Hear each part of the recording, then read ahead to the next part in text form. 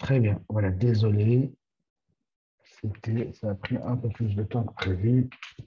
Vous m'excuserez. Voilà. Là, on est bon. L'ordinateur qui est branché. Comme ça, on va pouvoir partager, comme d'habitude, notre cours Bezrat Hashem. Comme on l'a expliqué, euh, le cours va parler de l'honneur. De l'honneur. Le cours va parler de l'honneur. Bonsoir à toutes et à tous. Désolé pour la semaine dernière, pour ceux à qui j'ai fait faux bon. Je m'associe à toute personne qui est en train de frotter en m'écoutant. J'essaierai de faire passer le temps de la manière la plus sympathique possible. Je ne sais pas si je vais y arriver, d'accord, mais voilà. Et après, comme vous, je retournerai au ménage de Pessah, Baruch Hashem, parce qu'on sait tous que la poussière, c'est du Hametz, donc il faut enlever la poussière partout, on en a, et ça demande beaucoup de travail. Donc, on va parler de l'honneur, le kikavod. Alors, bien entendu, on fera une petite digression sur. On va y arriver, on va pas le bloquer. On va faire une petite digression aussi un petit peu sur Pessah, vu qu'on s'approche. Impossible de parler d'autre chose que de Pessah un petit peu. Donc, du coup, on va parler aussi du Pessah. Alors, l'honneur. L'honneur, bien entendu, qu'un couple doit et doit essayer de prendre un petit peu, dire le mot honneur, l'idée qui se cache derrière l'honneur, et ensuite, comme d'habitude, on essaiera, Bezrat Hashem, de, euh, de donner des techniques pour essayer, en tout cas, de donner l'honneur. Personne, il me semble, hein, que personne ne peut s'enorgueillir d'être sans défaut sur ce sujet. Eh ben, il se décline sur différents sujets. Donc, c'est un travail de tous les jours avec son conjoint, mais avec chaque personne avec laquelle on est en contact. Et donc, on va essayer de travailler un petit peu le sujet comme on essaye de le faire d'habitude. Bezrat Hashem, j'espère que voilà, on pourra ressortir grand. Alors, les Chachamim, ils nous racontent une histoire. Ils nous racontent que l'histoire qu'on va voir tout de suite d'un rave qui s'appelle Rabbi Elazar. Attends une seconde. Non, Rabbi Elazar de Rabbi Shimon, c'était donc le fils de Rabbi Shimon Bar Yochai.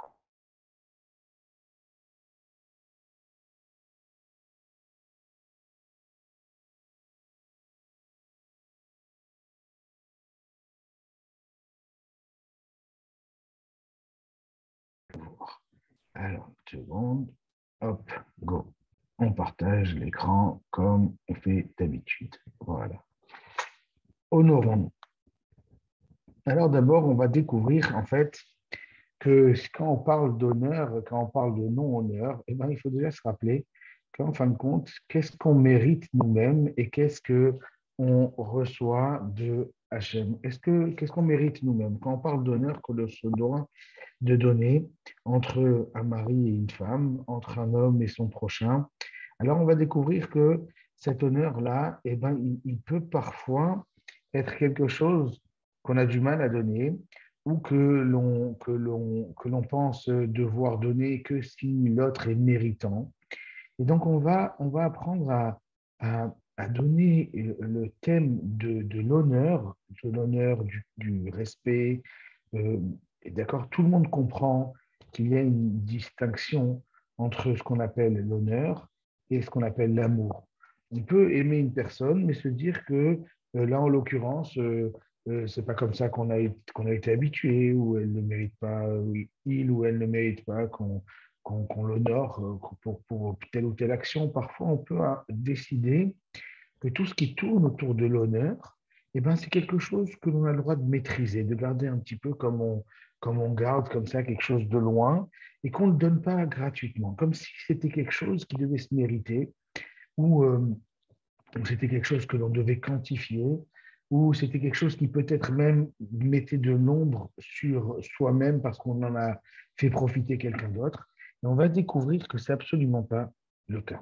Et que une, une, une personne, en fin de compte, qui va offrir de l'honneur à une autre, eh ben, c'est un cadeau gratuit qu'il va lui faire. Et c'est un très beau cadeau. On va découvrir que c'est un très beau cadeau. Alors ici, c'est l'histoire. Alors c'est bien entendu, hein, très souvent, quand on veut parler de quelque chose de positif, eh ben, malheureusement, entre guillemets, eh ben, on découvre ce sujet non pas dans des circonstances positives, mais dans des circonstances plutôt négatives. C'est-à-dire, c'est ça toute la difficulté parfois de trouver dans les textes et dans tous les textes. C'est beaucoup plus facile de désigner un déshonneur, une honte, un manque de respect total vis-à-vis des autres, que de réussir à définir de manière parfaite une mida, une qualité, et de la définir avec des mots positifs. Malheureusement, d'accord, c'est le monde dans lequel on évolue, on donne des notes, ouais, on est dans un monde grec où on donne des notes à l'école, on donne des notes à la fac, on donne des notes au travail, etc. On donne même des notes aujourd'hui quand on se balade quelque part dans un n'importe où, dans un endroit, on nous demande de mettre des notes sur la propreté, de mettre des notes sur, etc. On nous force comme ça à mettre des notes sur les choses qui nous entourent. Et donc, on n'est plus dans un rapport qui est humain et constructeur, mais on est dans un rapport où, en fin de compte, on va donner des notes et souvent, on va chercher à trouver la petite bête, la mauvaise note. Et donc, l'idée de l'honneur, malheureusement, elle va commencer avec une histoire. L'idée qu'on va essayer de développer dans l'honneur, elle va commencer avec une histoire qui est un déshonneur, un manque de respect total vis-à-vis d'une personne. Alors, et surtout qu'après, il va falloir quand même qu'on continue à respecter cette personne à qui a manqué de respect envers cette autre personne. Et donc, c'est toute la difficulté, mais on va essayer grâce à cette histoire, de comprendre les tenants et les aboutissants. Alors, je vous lis le texte. Tanoura Banan, le sage vous enseigner. Leolam yehe adam, rach kekane, velo yehe kaché kaerez. Un homme a le devoir d'être conciliant, c'est le mot qui est le plus adapté. Mais en fin de compte, le mot rare, c'est quelque chose qui s'appelle, c'est euh, euh, malléable, kékané, palier caché kaérez, comme un canet, comme un roseau. Vous savez, le roseau, eh ben, il a une particularité. Sa particularité au roseau, c'est de réussir, eh ben, quand il y a du vent, à se, à, se, à se pencher, à aller avec le vent, à accompagner le vent et ne pas tenir droit. Et après, il revient à sa place.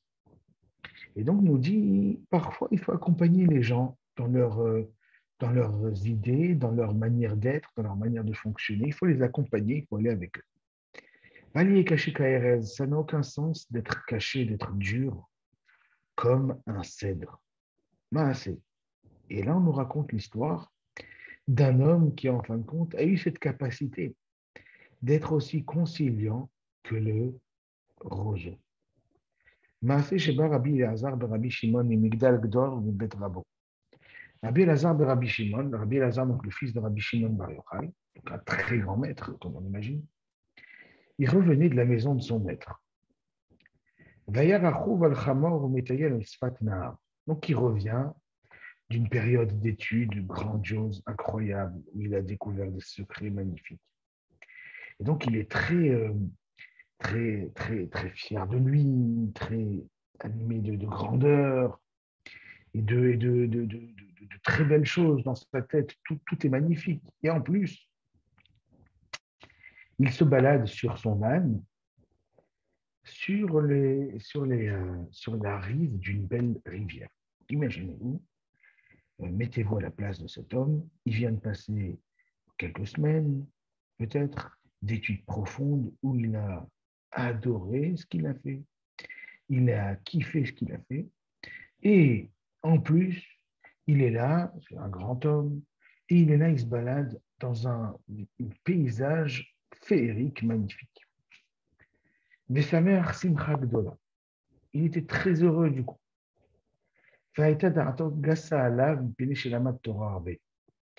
Et malheureusement, il a commencé à avoir un petit peu son esprit qui lui a joué des tours. Il a commencé à se sentir, à avoir un peu d'orgueil, parce qu'il avait bien étudié la Torah. Il se damène Adam Echad. Et là, d'un coup, donc, il a beau rien étudier, encore une fois, il se sent très bien dans ses pompes. Il est là à côté d'un magnifique paysage. Et là, il rencontre un monsieur hyper moche. Hyper moche. C'est une histoire que beaucoup connaissent. Donc, je vais essayer d'aller de pas trop traîner, mais Shaya Mechouar Beoter, un homme horrible.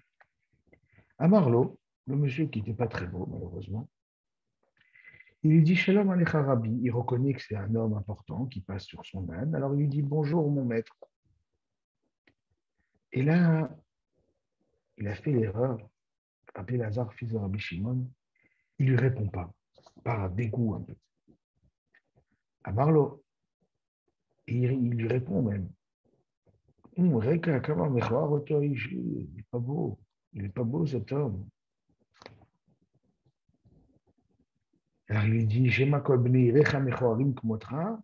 Est-ce que les gens chez toi, c'est naturel, quoi? Ils sont tous comme toi, tes copains, etc., dans ta vie. Tu n'as jamais vu un truc pareil. Ça lui est sorti de sa bouche. À Marlowe, il lui dit Eni yodea. Je ne sais pas s'ils sont tous moches chez moi, dans ma ville. Et la lech mort la ouman chassan. Il dit, ce que je te propose, monsieur Elazar, ce que je te propose, c'est d'aller voir la personne qui m'a construite, qui m'a créé. Et tu lui dis, et va lui dire à cette personne qui m'a créé, Kama mechor klise shasita. Et dis-lui combien tu trouves que la personne qui m'a créé, dis-lui ce que tu penses de sa création, que selon toi, c'est quelque chose de très moche. Ça veut dire, il est en train de lui proposer que Rabbi Lazare aille voir Hachem et qu'il lui dise qu'est-ce que tu as fait là, qu'est-ce qui se passe, il est tellement moche cet homme-là que tu as créé. Et là, d'un coup, Rabbi Lazare, il entend cette phrase et il réalise quelle bêtise il a fait. Quelle bêtise il a fait. Étant donné qu'il a remarqué qu'il avait fauté, il y a Radmin Achamor, il est descendu donc de son âne, et il s'est prosterné devant lui. Et Amarlo, il lui dit, tu as raison, je ne sais pas ce qui m'a pris, je me suis laissé aller. Mechol Eli, pardonne-moi, je t'en supplie. Amarlo, il lui dit, Eni mochel lecha, je ne te pardonnerai pas. Je te pardonnerai que lorsque tu assumeras ce que tu as dit auprès de la personne qui m'a créé, c'est-à-dire Hachem. Et Morlo, que tu lui dises comment Mechor Klise Shasita, c'est-à-dire il a souhaité sa mort. Rabbi Lazare, il continue à marcher à côté de lui, à lui supplier, je t'en supplie, pardonne-moi, pardonne-moi. Et il marchait comme ça derrière lui, la tête baissée. Et il marche comme ça, et du coup, Rabbi Lazare, il continue à le suivre, il veut absolument que la personne lui pardonne. Et cette personne-là, elle arrive dans la ville. Et là, d'un coup, quand il arrive, il voit que toute la ville, tous les juifs de la ville, ils s'approchent de lui. Ils lui disent Shalom Alecha Rabbi, Rabbi, Rabbi, Mori, Mori. Et là, tout le monde lui dit bonjour mon maître, bonjour Rabbi Lazare, ça fait longtemps qu'on t'attend. Mon maître, comment ça va? Marlène Lemiette, encore une Rabbi, Rabbi. Qui vous appelez? C'est qui votre maître là? Que vous appelez? Moi, je ne suis pas votre maître. Abroulo, le Zéchemetayel Acharecha. Ils lui disent la personne qui est derrière toi, c'est le Rav de la ville. Il y a Marlène, Mzé, Rabbi, Alirboul, Kumotobe Israël. Si c'est ça un rabbin, qu'il n'y en ait pas deux comme ça en Israël. Parce que vraiment, ce manque de respect, il est terrible. Amroulo, il lui répond, Mipelema, qu'est-ce qu'il a fait? Amarlem, Kach le Kach Hasali. Il lui répond, voilà ce qu'il m'a dit. Amroulo, Afalpichen, Mechollo, chez Adam Gadol Batoraou. Il dit, regarde, tu as raison. La vérité, c'est horrible ce qu'il t'a dit, tu as raison. Mais bon, sache que c'est un très grand homme en Torah et que lui souhaiter la mort, c'est peut-être pas ce qui est le mieux. Amarlem, Mishvilchem, Areni Mochello. Il dit, vous savez quoi? Je vais lui pardonner, non pas pour lui, parce que lui, il ne mérite pas. Et je vais le pardonner pour vous. Je suis le chem areni mochel, donc je vais lui pardonner pour vous. Ou bilvad, shelo yeh ragil la'asot ken, mais à condition qu'il s'engage à ne plus, à faire très attention, à ne pas se laisser aller dans son orgueil, dans son honneur, dans sa folie, et qu'il en oublie les personnes qui sont autour de lui, et qu'il en oublie qu'ils ont un cœur, qu'ils ont des oreilles surtout, et qu'ils attendent. Miyad, immédiatement, Nichnas Rabbi Eliezer, Rabbi Eliezer il rentre, pardon. Nichnas Rabbi Eliezer Rabbi Shimon, Vedarash. Immédiatement, Rabbi Eliezer Rabbi Shimon il est rentré au Beth Midrash. Il a fait une très grande dracha, un très grand discours. Vedarash, il a dit Léolam, il a dit cette phrase-là. Léolam, Yehe Adam, Rach, Kakane, Valier, Kaché Kaerez. Soyez comme cet homme-là incroyable qui a été capable de me pardonner l'impardonnable et qui a été conciliant, qui a été capable de me pardonner. Et ne soyez pas aussi dur que l'arbre du cèdre qui ne bouge pas avec le vent. Ou les ficha. Et il nous dit la Gemara, c'est pour cette raison, Zahak, Kane, Litol, Hemen, Akulmus, que c'est avec le roseau que l'on va créer le kulmus, que l'on va créer donc ce stylo, ce stylo à encre avec lequel on va écrire Irtov, Bo, Sefer Torah, Tfilin ou Mezuzot, grâce auquel on va écrire le Sefer Torah, on va écrire la Tfilin, on va écrire la Mezuzah. C'est avec un petit roseau que l'on va écrire. Des fois, il y en a qui se servent des plumes d'oie, mais la plupart, des fois, avant, on se servait donc du roseau. Pourquoi? Parce que le roseau est un symbole de résilience. Aujourd'hui, on utilise ce mot beaucoup, de résilience, d'acceptation, concilier, d'être capable d'être conciliant. Et cette force-là, ce roseau qui est la représentation parfaite dans la nature de cette capacité donc à s'adapter à la situation. S'il y a trop de vent, et ben, au lieu de rester droit et d'être cassé à la fin tellement le vent a poussé, et d'être capable donc de se laisser pousser par le vent et ainsi de garder quand même sa racine et de rester attaché, ça c'est la force du roseau. Alors, c'est à travers cette histoire que les sages, quand ils parlent de l'honneur que l'on doit, du respect que l'on doit, c'est à travers cette histoire qu'ils nous montrent ce qu'il ne faut pas faire. Alors, on va essayer de mettre en exergue les erreurs que Rabbi Elazar de Rabbi Shimon a fait.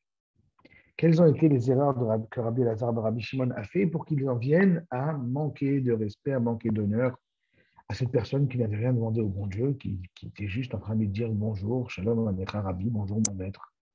Qu'est-ce qui s'est passé? Qu'est-ce qui lui a pris de se laisser avoir dans cette manière de faire? Et là, les Chachamim nous expliquent la chose suivante. Les Chachamim nous disent que l'erreur de Rabbi Elazar de Rabbi Shimon, ça a été de revenir de son étude. Alors, ce n'est pas une erreur de revenir de son étude, mais ça a été de revenir de son étude et d'envisager qu'il y a une manière parfaite d'être. Pas seulement physique pour l'instant, on ne parle même pas du physique. On va parler parce que, selon certains même, il semblerait que certes, il était moche, mais dans la bouche de Rabbi Elazar, de Rabbi Shimon, il n'y a pas parlé uniquement que de beauté physique. Il a montré du doigt, une manière, sa manière d'être. C'est-à-dire, imaginons, reprenons l'histoire. Rabbi Elazar de Rabbi Shimon, il revient d'une très longue étude avec son maître. Il a donc été au contact de personnes d'une finesse et d'une sagesse incroyable. Et il est là maintenant, même dans la vie de tous les jours, là où il se balade maintenant, eh ben, il est dans un monde où il y a la perfection, il y a la finesse et la beauté autour de lui. Alors, À une époque, les psychologues, ils appelaient ça la sublimation. Que la sublimation de l'esprit, alors la sublimation de l'esprit, mais la sublimation de l'environnement même, la sublimation de, de, de l'histoire. C'est-à-dire, lorsque je suis dans un environnement qui a une finesse et une clarté, une perfection presque, on a envie de dire, et une perfection, alors à ce moment-là, eh ben, on ne supporte pas quelque chose qui dénoterait. Ça va être comme une tache, une grosse tache, au milieu d'un drap immaculé tout blanc. C'est-à-dire, lorsque Rabbi Lazare de Rabbi Shimon, il revenait de cette étude très profonde, où il avait découvert des choses incroyables, et qu'en plus, même le monde dans lequel il est en train d'avancer, c'est un monde d'une finesse et d'une beauté incroyable, il a été complètement allergique à la différence.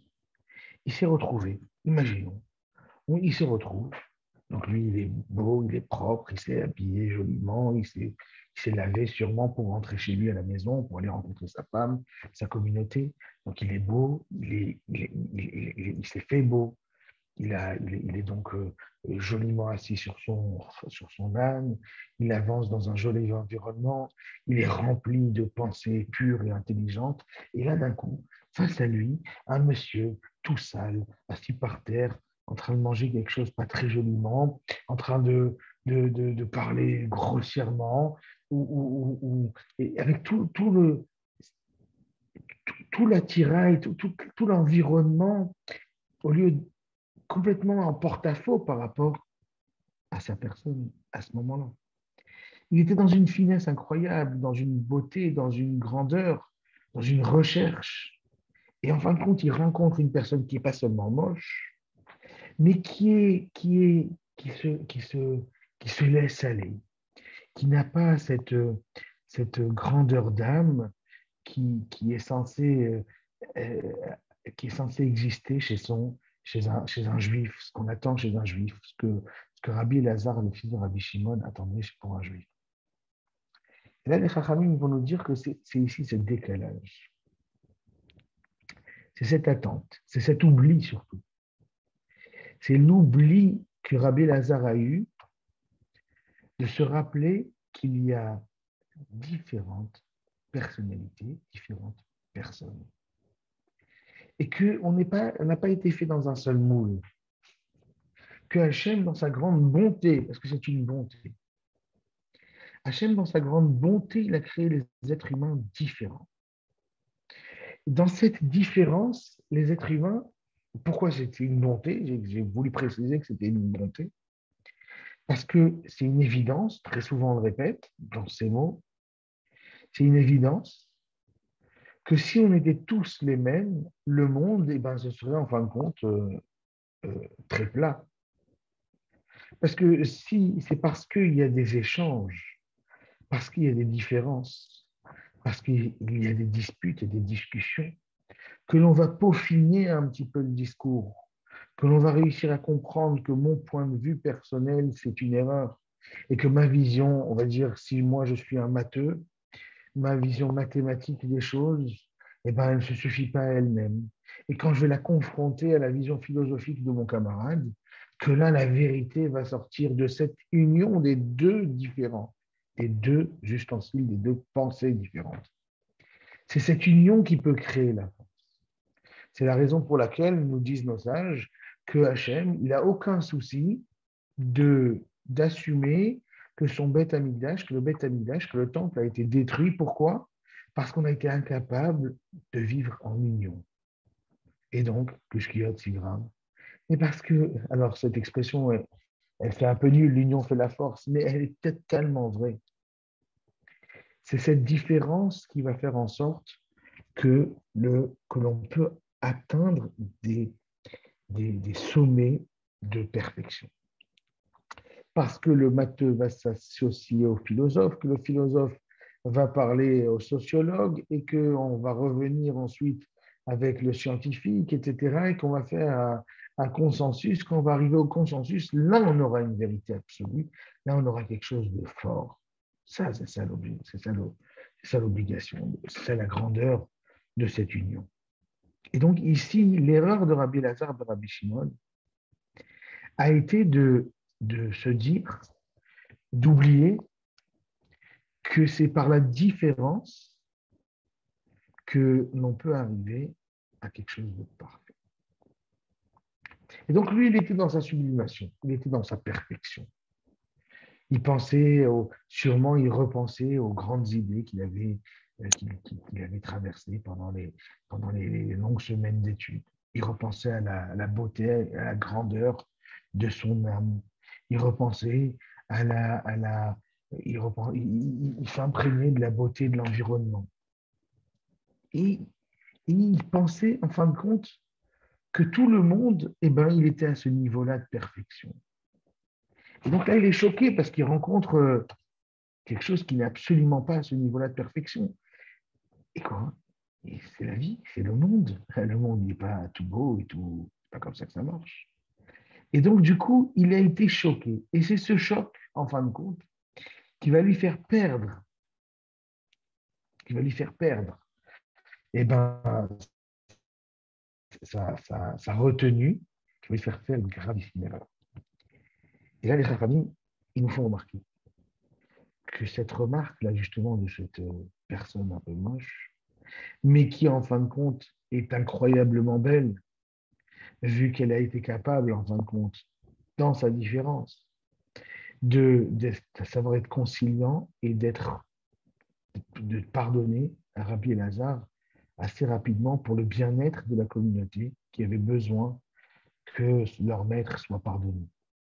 Et donc ce grand homme-là, ce grand homme qui n'est pas si beau, lui, il va lui donner une leçon incroyable. Quelle leçon il va lui donner?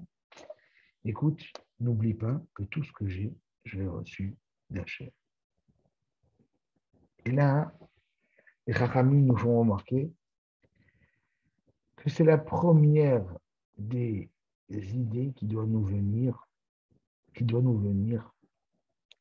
à l'esprit lorsque l'on met au contact d'une personne, d'une tierce personne. Encore plus si c'est son mari, encore plus si c'est sa femme. Quelle est la première idée qui doit nous venir? C'est n'oublie pas que énormément de choses qui me sont propres me viennent non pas d'un travail personnel, même si c'est un devoir de travailler de manière personnelle, mais me viennent d'Hachem lui-même. Et que c'est pas de ma faute, entre guillemets. Je ne suis pas responsable. C'est Hachem qui m'a donné. Alors bien sûr, j'essaye de faire de mon mieux, j'essaye de me parfaire, mais ça dépend à quel moment de ma vie tu m'as rencontré pour te rendre compte de tel ou tel problème, mais qui est souvent des problèmes qui sont innés, des problèmes qui ont été donnés de manière, totale de ses parents. J'avais cité, il me semble, une fois, ce philosophe Sartre qui disait que pour lui, il était hors de question d'avoir des enfants, c'est pour ça qu'il a adopté. Et il disait pourquoi? Parce que ma personne, je ne me sens pas capable de me reproduire. Il était tellement conscient que ses travers et ses défauts allaient être transmis à ses enfants. Il s'est dit, attends, j'ai déjà des problèmes, pourquoi est-ce que je vais les donner à mes enfants? Donc mes enfants, il n'y a aucun enfant qui n'a rien fait au bon Dieu pour mériter naître avec mes défauts. Et bien maintenant, ça, c'est en tant que parent, parfois on peut avoir cette angoisse lorsqu'on va voir nos enfants qui ont exactement nos propres défauts. Mais lorsque parfois on va voir chez notre conjoint, et ben on sait que ses qualités et ses défauts, une bonne partie, elle les a eus ou il les a eus malgré lui. C'est quelque chose qui est déjà inné en lui et qui lui a été donné par Hachem. Alors oui, il y a un travail à faire, on n'est pas en train de se dédouaner de tout travail. Chaque personne est obligée de travailler sur lui-même pour arriver à être un peu moins colérique, un peu moins orgueilleux, un peu moins radin, un peu moins dépensier, un peu moins, etc. À chaque fois, chacun son domaine, être plus révérencieux, plus souriant, plus gentil, plus doux, etc. Tout le monde doit faire ce travail, mais la base, elle nous a été donnée par Hachem. Et donc, Rabbi Lazar de Rabbi Shimon, ça a été ça son erreur. C'est que dans sa grandeur, et dans son aspiration au meilleur, il en a oublié qu'il y a des gens qui sont certes plus petits, qui n'ont pas du tout la même éducation et euh, le même bagage, et qui, du coup, forcément, mais c'est justement cette différence qui va créer la grandeur. Alors, c'est pour ça que je disais, d'une certaine manière, on est en train de voir que l'exemple donné par nos sages, pour parler de ce qui est, excusez-moi, pour parler de ce qui est l'honneur, eh ben, ça a été un déshonneur, mais ce déshonneur nous apprend, dans les mots de manière très fondamentale, qu'en fin de compte, il faut prendre conscience que cet honneur, on le doit d'abord et avant tout, parce que cette différence, elle est constructrice, et parce que cette différence, c'est Hachem qui l'a voulu. Et donc, si c'est Hachem qui l'a voulu, il fait partie intégrante de mon environnement, que je le veuille ou non.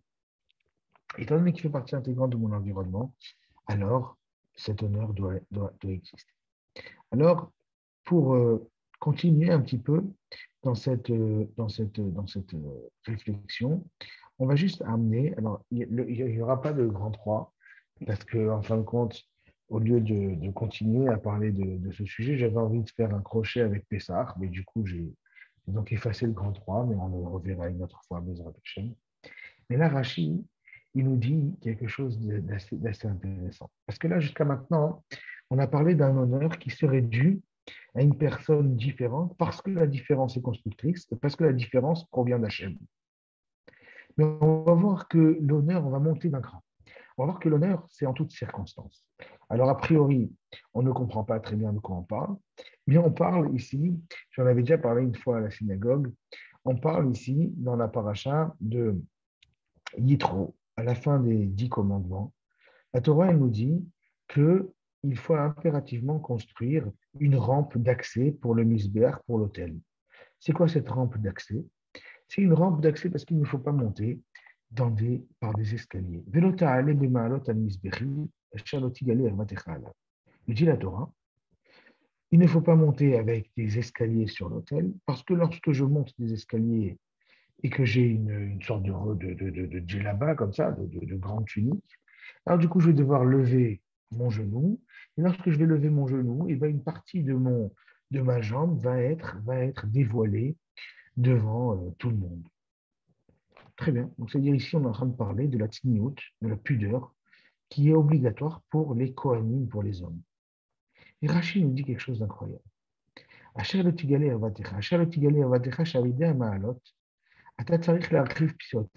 y a des escaliers, il faut que tu lèves le genou beaucoup pour pouvoir monter sur l'escalier. Malgré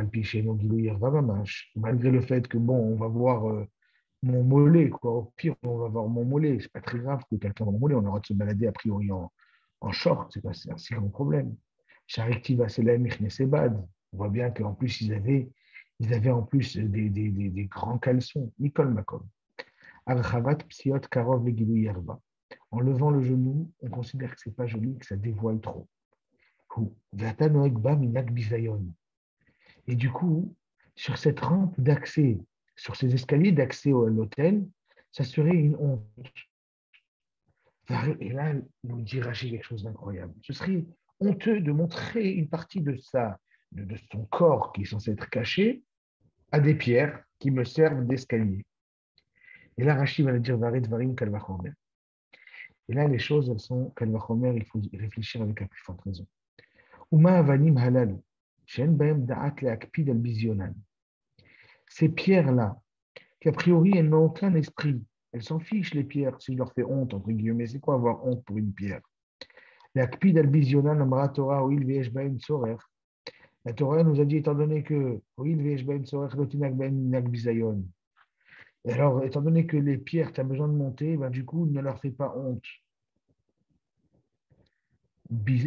Lotinak baem minak bizayon. Chaverecha sheudmut yotzrecha o makpid al bizyono alachat kava vekama. Alors imagine-toi une pierre qui n'en a rien à faire si tu lui fais honte. Et quand même, c'est honteux. C'est-à-dire, c'est une honte, mais qui ne ressent pas. Elle va se retrouver, on est toujours mal à l'aise quand on se retrouve devant une personne qui n'est pas bien habillée, qui était censé en train de s'habiller, et donc du coup, elle n'était pas fini de s'habiller. on voit des parties qu'on n'était pas censé voir. Alors, du coup, on est mal à l'aise, nous les hommes. Mais une pierre, elle n'est pas mal à l'aise de voir un genou d'un Cohen qui est en train de monter sur l'autel. Et quand même, nous dit la Torah, fais attention, ne fais pas honte, entre guillemets, à la pierre. Et donc, ne montre pas certaines parties que tu ne voudrais pas qu'un homme voit. Mais c'est une pierre. Ah, t'imagines, si même à une pierre, on te demande de faire attention de ne pas lui faire honte et de lui montrer de l'honneur et du respect et de l'honorifier de manière très belle, alors tu t'imagines combien est-ce que il va falloir montrer, hop, combien est-ce qu'il va falloir montrer, euh, euh, euh, combien est-ce qu'il va falloir montrer d'honneur à, à ton ami qui, lui, par contre, va ressentir, va ressentir de de la honte si par hasard tu lui manques d'honneur. Et là, les sages ils vont nous montrer jusqu'à où l'importance, combien est-ce que c'est important de, de, de montrer de l'honneur aux personnes qui nous entourent, à nos proches, à nos femmes, à nos maris, bien entendu. Si même les pierres du Beth Amikdash, on doit leur montrer des honneurs alors qu'ils n'en ont rien à faire. Alors aux êtres humains, combien c'est important. Alors regardez, étant donné qu'on s'approche de Pessah, j'avais envie de faire un lien avec notre étude sur le Pessah. C'est un message que M. Jean, le directeur de l'école Akiba, a transmis hier. Je vais vous en faire le résumé. Il a posé une question très forte intéressante et vous verrez le lien avec ce dont on a parlé ce soir. Il a posé une question a priori, la matzah, elle s'appelle trouver. Matzah, ça veut dire trouver. Pourquoi est-ce que la matzah, elle s'appelle trouver? C'est la même racine que le verbe trouver. Et il a expliqué qu'en fait, ça s'appelle trouver pour la simple et bonne raison que en fait, le boulanger, eh ben, il retrouve exactement ce qu'il a mis dans le four. C'est-à-dire quoi? La matzah, c'est quelque chose qu'on a travaillé, qu'on a aplati. On ne le laisse pas gonfler. On le met dans le four. Et dans le four, elle est brûlée instantanément, elle est cuite instantanément. Et donc, la taille qu'on l'a mis dans le four, c'est la taille qui ressort du four, cuite. Elle est restée telle qu'elle. Et donc, c'est pour ça aussi qu'on appelle le pain du pauvre. Parce que le pauvre, ben, il n'a pas le temps, il n'a pas beaucoup de bois, il n'a pas beaucoup de temps de laisser, il travaille toute la journée. Donc, du coup, il n'a pas le temps de laisser sa pâte gonfler. Les Chachamim nous expliquent quelque chose d'incroyable. Ils nous disent, à ce moment-là, pourquoi est-ce que prendre le temps quand on est libre, pourquoi est-ce qu'Hachem ne nous a pas permis de laisser gonfler pour faire comme des riches au moment de notre libération, la matzah, laisser gonfler la matzah. Et là, M. Jean, il a dit quelque chose d'incroyable. Il a proposé qu'en fait, ce qu'on voulait, cette perfecte ressemblance entre la pâte que j'ai fait rentrer dans le four et celle qui est sortie du four, c'est exactement la ressemblance parfaite que l'on doit avoir dans nos projets. Je m'explique. C'est-à-dire que parfois, nos projets, on a des projets. Et on a l'impression que, eh ben, que l'on doit essayer d'avoir des rêves pour ces projets. Et que ces rêves, il faut qu'on les mette petit à petit en place. Et que, en fin de compte, il faut peut-être attendre, il faut peut-être rêver. Et que c'est peut-être bien de rêver. Et que c'est peut-être bien d'avoir des grands idéaux et d'attendre qu'ils se mettent en place. Mais au jour le jour, pour l'instant, ben, on n'a pas l'âge, par exemple. On n'a pas l'âge, on n'a pas le temps. On n'a pas, je ne sais quoi. Si tu as un projet, c'est maintenant qu'il faut le mettre. Le projet, tel que tu le mets en place, c'est là qu'il va arriver. Cette matzah-là, elle est le sens qu'en fin de compte, j'ai un projet, je n'ai pas attendu qu'il gonfle, je n'ai pas attendu d'essayer de faire gonfler de manière très superficielle, et je l'ai mis en place. Point, direct. Il y a plein d'autres messages avec la matzah. Et moi, pourquoi est-ce que je voulais vous parler de ça? Parce que quand on a parlé de l'honneur, c'est exactement ça. Un homme, il doit essayer de réfléchir au fait que eh ben, la différence, elle est constructrice, qu'il a des envies, c'est d'être respecté. Il a envie aussi de se sentir bien avec les personnes avec lesquelles il est. Et il se rend compte que lorsqu'il y a du respect, eh ben, les choses elles se passent beaucoup mieux que d'habitude. Alors, qu'est-ce qu'il fait? Est-ce que du coup, il va réfléchir à qu'est-ce qui est bien, qu'est-ce qui n'est pas bien, est-ce qu'il faut lui donner comme ça ou pas lui donner comme ça, comme si moi, ça m'enlevait. Peut-être que du coup, ça m'enlève à moi, est-ce que ça ne m'enlève pas? Est-ce que je vais retrouver ce que j'ai donné? Est-ce que moi aussi, on va me renvoyer l'ascenseur ou pas? On est là à réfléchir, qu'est-ce qui est bien? Et à part ça, nous-mêmes, on a un monde dans lequel on évolue, on ne sait pas si l'autre, eh ben, il mérite tout ça et on ne sait pas comment intégrer dans notre monde. Les projets que tu veux mener, ils sont simples. Tels qu'ils sont, ils vont sortir. C'est comme ça qu'ils vont bien sortir, comme la matzah. Donc, l'honneur, c'est la moindre des choses, parce que la différence est constructrice et parce que Akadosh Baruch Hu, c'est lui qui est à la base de tout, de beaucoup, beaucoup, beaucoup de choses. Et Pessah, c'est la fête des retrouvailles, de cette jonction entre Hachem et son peuple, cet amour naissant. Et donc, quand je prends conscience que cette différence est constructrice, un, et deux, lorsqu'en plus je prends conscience eh ben, que le monde dans lequel j'évolue, ben, ce n'est pas uniquement ça, mais que, en fin de compte, c'est Hachem qui a bien voulu me mettre dans le monde dans lequel je suis, et ben, du coup, l'honneur, il va être gratuit. Alors moi, je nous invite à nous mettre un petit mémo sur nos portables. Ouais, alors ce sera très basique, c'est pas exactement ce que je propose. Mais si en fin de compte, on se dit que chaque jour, on faisait l'effort de donner l'honneur qu'il fallait aux personnes qui le méritent, aux personnes qui nous entourent, un honneur gratuit, un respect gratuit, de l'amour gratuit. Juste pourquoi? Juste parce que eh ben, Hachem les a mis sur notre route.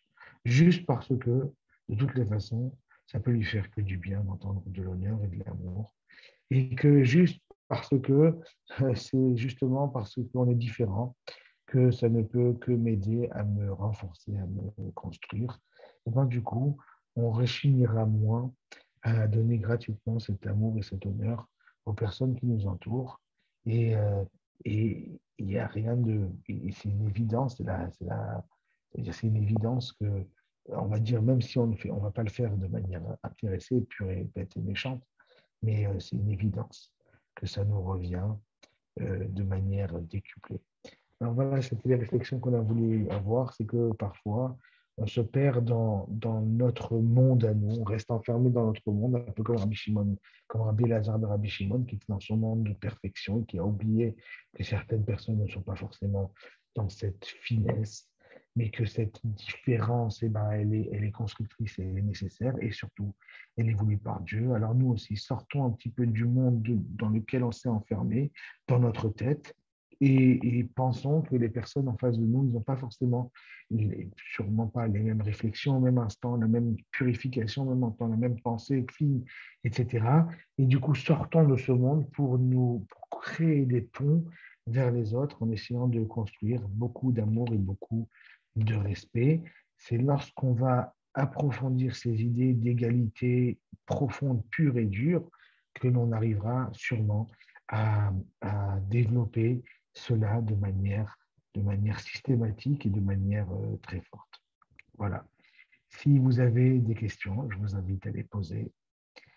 Sinon, voilà, je vous souhaite une bonne soirée. Si vous avez des questions, n'hésitez pas. Oui, bonsoir, Rav. Bonsoir. J'ai une question. Est-ce que le fait de dire ce qu'on pense, ça peut être un manque de respect? Alors ça peut être un manque de respect quand, en fin de compte, il y a une corrélation beaucoup trop grande entre dire ce que je pense et en fin de compte, ne pas avoir fait ce pont vers l'autre. Je m'explique. C'est-à-dire qu'en fin de compte, si ce que je pense, c'est le produit euh, immédiat, immédiat du monde dans lequel j'évolue personnellement, alors il doit subir une traduction, en fin de compte. Il est obligé de subir une traduction qui a pris en compte la personne qui va entendre ma pensée. Dans l'absolu, ce n'est pas un manque de respect, ce qu'on le pense. Mais étant donné, s'il ne traduit que ma perception des choses, ma vision des choses, alors à ce moment-là, ça peut être un manque de respect parce que ça ne respecte pas le monde extérieur, la personne qui va accueillir la pensée, qui n'est juste pas construit, peut-être à l'instant T, qui n'est pas construit de la même manière, mais qui n'est pas construit de la même manière à ce moment-là, qui n'est pas prêt à entendre de cette manière. Donc, euh, donc, euh, donc, euh, donc dans l'absolu, euh, il faut toujours adapter son discours pour s'assurer que la personne en face, eh ben, elle a bien compris que je ne suis pas dans mon monde. Je suis dans un monde de transfert, de discussion, de ponts, où on a construit des ponts les uns vers les autres. Et ce que euh, la personne sur le chat a écrit est très juste. À part ça, on n'est pas obligé de dire tout ce qu'on pense, mais ce qu'on dit, on doit le penser. C'est une évidence. C'est une évidence. Même si ce sera l'objet d'un autre cours une autre fois, est-ce qu'on est obligé de forcément dire ce que l'on doit penser, mais c'est vrai. Mais en tout cas, ce qu'on dit, on doit le penser. Il faut y réfléchir, mais en tout cas à nouveau, dans mon monde, c'est comme ça que ça se présente. Dans le monde de l'autre, c'est pas forcément comme ça à l'instant, à l'instant où je parle. Donc, je vais calmer mon propos pour essayer d'adapter, pour essayer de traduire. Et j'ai répondu à la question. Oui, tout à fait. Oui, c'est vrai. Tout à fait. Parfait. Très bien. Une autre question? Non. Très bien. Alors, je vous souhaite une bonne soirée. Merci pour votre présence. La semaine prochaine, ce sera la fin des fêtes. Donc, on n'arrivera pas après Pessah. Donc, pendant 2 semaines, on met une pause au Shiurim. Mais Bezrat Hashem, on reprend juste après Pessah. Bezrat Hashem. Passez de bonnes fêtes de Pessah. Merci pour votre écoute. Apprenons à construire des ponts dans nos couples, dans nos familles, dans nos sociétés pour apprendre à offrir de l'honneur et du respect à tout le monde. Comme ça, on attisera sûrement la venue du Mashiach. Voilà. Bonne soirée à toutes et à tous. Bonne soirée. Au revoir. Au revoir.